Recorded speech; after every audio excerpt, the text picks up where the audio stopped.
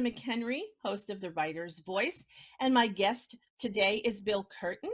Bill was born in the UK, but has lived in Scotland for many years. And in addition to writing novels, he's written stage and radio plays, short stories, children's books, and how-to books for university scholars.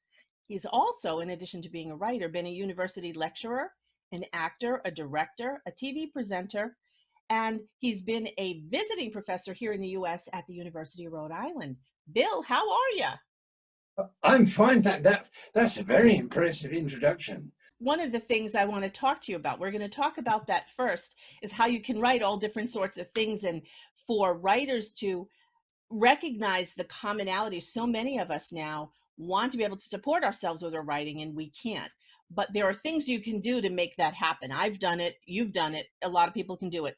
And then we're going to finish up and we're going to talk about co-writing. You know, what about the people who start out writing academically or in trade or technically, and they want to get into fiction rather than the other way around? You've got to have a conversation with the reader.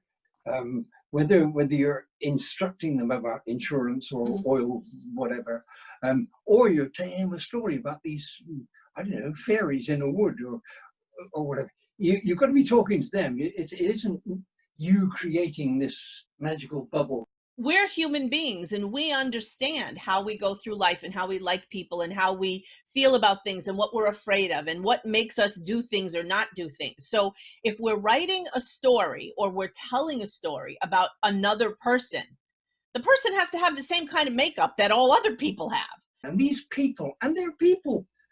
Okay, they've come out of your head, but they're people, and they start doing things. You think, oh, I didn't think she would do that.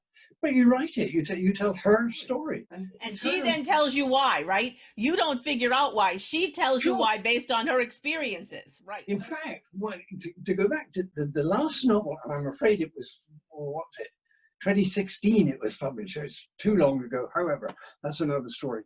In that novel, it's called The Likeness. I rewrote the last chapter 6 times because the female, who was in the end became the center of everything that was happening, didn't like the first 5. With the co-writer, we decide, okay, here's an interesting photograph or painting or whatever, or combination of words or some prompt. I'll write a scene from the perspective of my female protagonist.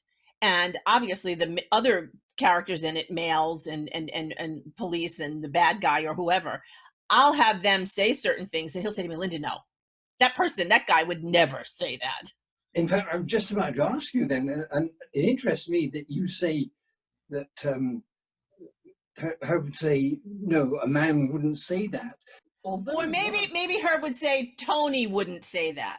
It always surprises me. I read stuff and think a bit of dialogue, and I always think, no, not that a man wouldn't say that or a woman wouldn't say that, but nobody would say that, because we all shrink the words. We say don't. We don't say do not. Well, I think that's the writer's voice. Okay, not that I want to be a pun or anything, but some writers don't have a distinctive voice. You and I could probably go on for hours and hours, and we'll have to do this again.